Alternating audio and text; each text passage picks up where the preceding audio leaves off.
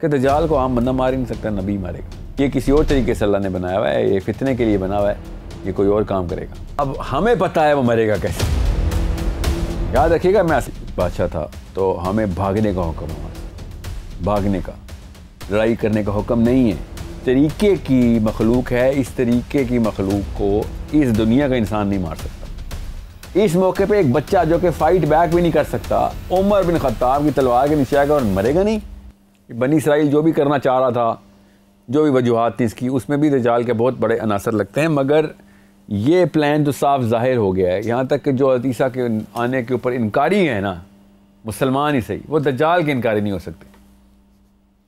और समझे, और अगर दज्जाल के इनकारी नहीं हो सकते, चूँकि हदीस इतनी तादाद में दज्जाल की, तो जो भी बंदा जिस मर्जी फ़िलासफ़र, मुफक्कर, स्कॉलर को सुनता हो और वो कहता हो कि नहीं ये ईसा का कुरान से साबित करें कि वो वापस आएंगे, हदीस से सब, हदीस तो ज़ईफ़ हैं जो भी मिल रहे हैं, तो दज्जाल के ऊपर की हदीसें ज़ईफ़ करके दिखा दो, तादाद कम करके दिखा दो। दज्जाल के ऊपर फिर भी मानना पड़ेगा। कहाँ यार, इतना बड़ा, इतना ज़्यादा टेक्स्ट दज्जाल का, इस बारे में वो इनकार नहीं हो सकते। और उस चूँकि टेक्स्ट से इनकार नहीं हो सकते, तो इसलिए उनको वो वाला टेक्स्ट रैशनली कबूल करना पड़ जाता है। इमोशनली वो इसके ख़िलाफ़ ही हैं, मगर उसके ख़िलाफ़ जलगार कर नहीं सकते। उस टेक्स्ट में एक सेंट्रल जो हदीस है वो ये है, जिसका कोई इनकार नहीं कर सकता, कि दज्जाल को आम बंदा मार ही नहीं सकता, नबी मारेगा। अब दज्जाल अगर आना है, जिसकी इतनी तादाद में हदीसें हैं, तो फिर उसको मारना भी तो ज़रूरी है ना। तो मारने का फार्मूला भी तो हमें पता है कि तो नबी ने मारना है। इसका मतलब है कि दज्जाल खुद इनवाइट कर रहा है इन्हीं लोगों को, मुसलमानों को जो इस वक्त जिंदा हैं, जो ये प्रोग्राम देखेंगे, कि अगर दज्जाल को आप नहीं इनकार कर सकते तो ईसा के वापस आना ज़रूरी हो गया आपके लिए। दज्जाल खुद इन्वाइट कर रहा है इसे, अपने मरियम को।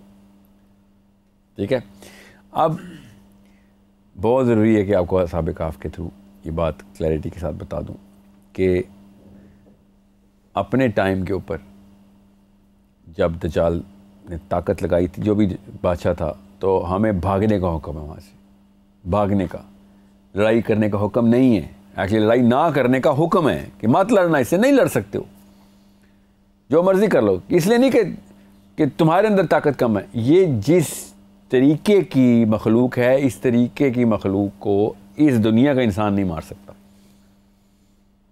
ये और से समझ लें, इसका सबूत देता हूँ मैं आपको।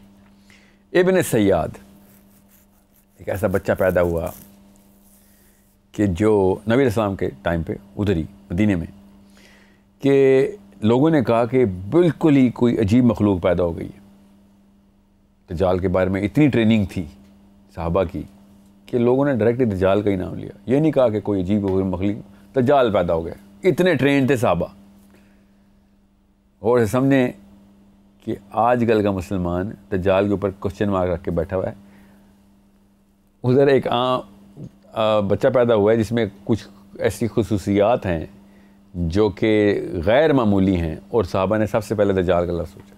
हम तो कभी 10 दफ़ा पैदा हो जाए ऐसी चीज़ हम ना सोचें, क्योंकि दज्जाल के ऊपर हम बिल्कुल ही सरफ नज़र करके बैठे हुए। सो प्रॉफेट सल्लल्लाहु अलैहि वसल्लम खुद गए, नबी इस्लाम साथ सहाबा भी गए, और उस तफसील में मैं अभी नहीं जा रहा हूँ, मगर उस बच्चे ने वाकई में पहले तो बदतमीज़ी की नबी इस्लाम के साथ। छोटा सा बच्चा है और ऐसे उसने कुछ ऐसे सवाल पूछे और कुछ ऐसे जवाब दिए नबी इस्लाम को जो कि बहुत ही गैर मामूली। सब चौंके कि ये क्या हो रहा है। यहाँ तक कि जब उसने बदतमीज़ी की नबी इस्लाम से, तो उमर बिन खत्ताब रज़ियल्लाहु अन्हु ने उसी वक्त नबी इस्लाम से इजाज़त मांगी कि बस या रसूलल्लाह, मेरे से नहीं बर्दाश्त हो रहा है, मुझे इजाज़त दें बस, और मैं इस बच्चे को अभी दीदी कत्ल करूं, ये तो नहीं, ये तो बहुत बड़ी तबाही मचाएगा। अब गौर से समझने इस बात को, जहाँ तक मैं लेके आना चाह रहा हूँ कि नबी इस्लाम ने शाह फरमाया कि उमर बिन खत्ताब, अगर ये दज्जाल हुआ ना तो ये नहीं, तू नहीं मार सकता इसको, और अगर ये ना हुआ तो तू एक ऐसे बच्चे की जान ले लेगा जिसने वो ये काम नहीं किया, इसमें कत्ल बनता हो इसका भी। ठीक है, नुक्ता क्या है यहाँ पे समझने वाला कि उमर बिन खत्ताब 7 फुट के उमर बिन खत्ताब तलवार निकाल रहे हैं, एक बच्चा खड़ा हुआ है सामने। ये समझने वाली बात है कि उमर बिन खत्ताब तलवार निकाल के खड़े हुए हैं, जिनसे लाखों नहीं तो हज़ारों कुफार कत्ल हो चुके हैं उनकी तलवार से अलग अलग लड़ाइयों में, मगर नबी इस्लाम कह रहे हैं कि ये तेरी तलवार से नहीं मरने वाला। इसको किसी और देवमालाई किस्म की साइकोलॉजी में मत ले के जाना, सिंपल रखनी है बात कि इसका मतलब ये है कि ये वो मखलूक, अगर तो ये दज्जाल है तो ये वो मखलूक है, ये तलवार से नहीं मरने वाला। जो मुर्दों को, अंधों को, गायब कब के हज़ारों साल सैकड़ों साल से मरे हुए लोगों को ज़िंदा करके दुनिया में लाता है, उसको तलवार से काटेगा, अपने आप को नहीं ज़िंदा कर सकेगा। और से समझें, ये टेक्नोलॉजी है, ये लफ्ज़ टेक्नोलॉजी जो है ना, इसकी साइकोलॉजी किसी और लेवल पे, असल में ये टेक्नोलॉजी ही है, वो जैसी भी है, जिस भी दुनिया की है, वो एक ऐसी मखलूक है कि जो इस तरीके से डेथ का कॉन्सेप्ट नहीं आप उसके ऊपर इंट्रोड्यूस कर सकते जिस तरह कि हम मरते हैं, कि जिस्म से डेथ होनी उसकी। क्योंकि उमर बिन खत्ताब और तलवार, ये दो कॉन्स्टेंट्स ऐसे हैं जो कि किसी भी इंसान को मारने के लिए काफ़ी हैं कि अगर एक इंसान उमर बिन खत्ताब दूसरे इंसान पे तलवार चला दे तो मर जाएंगे। इस मौके पे एक बच्चा जो कि फ़ाइट बैक भी नहीं कर सकता, उमर बिन खत्ताब की तलवार के नीचे आएगा और मरेगा नहीं। इसका मतलब है कि इस हदीस से साफ जाहिर हो रहा है, इसके लिए ज़्यादा खुदाई करने की ज़रूरत नहीं है, सोच की सिंपल सी बात है जो कि मैं समझा रहा हूँ, आपके जहन में उतर जानी चाहिए कि अगर ये दज्जाल हुआ तो तू नहीं मार सकता इसको। इसका मतलब है तलवारों से, गोलियों से मरने वाली मखलूक नहीं है, ये वो वाला जिस्म नहीं है जिस दुनिया में जिस तरीके से अल्लाह ताला ने ये वाला जिस्म बनाए, ये किसी और तरीके से अल्लाह ने बनाया हुआ है, ये फितने के लिए बना हुआ है, ये कोई और काम करेगा, किसी और तरीके से मरेगा। ये बहुत ज़रूरी नुक्ता है कि यहाँ पे आपको सबको समझ आ जाए। अब हमें पता है वो मरेगा कैसे, याद रखिएगा मैं असहाबे काफ का पैराया बांध रहा हूँ इधर, ये तमीज़ ज़रूरी है कि आपको पता हो। हमें मरेगा वो पता है कि वो मरेगा कैसे, हमें क्या बताया गया है कि वो कैसे मरेगा। हज़रत ईसा जी हाँ की सांस जानता नबी, बिल्कुल, ईसा इब्ने मरियम, अल्लाह के रसूल सल्लल्लाहु अलैहि वसल्लम, ईसा इब्ने मरियम अलैहिस्सलाम की सांस की हरारत से वो पिघलना शुरू होगा। ठीक है, हज़रत ईसा इब्ने मरियम सी ऑफ गैलीली के पास एक नाज़रेत नामी गांव में पैदा हुए, हज़रत मरियम की औलाद हैं। हज़ारों लोगों ने उनकी सांस महसूस की है। इंसान तो दूसरे इंसान की सांस से नहीं पिघलता,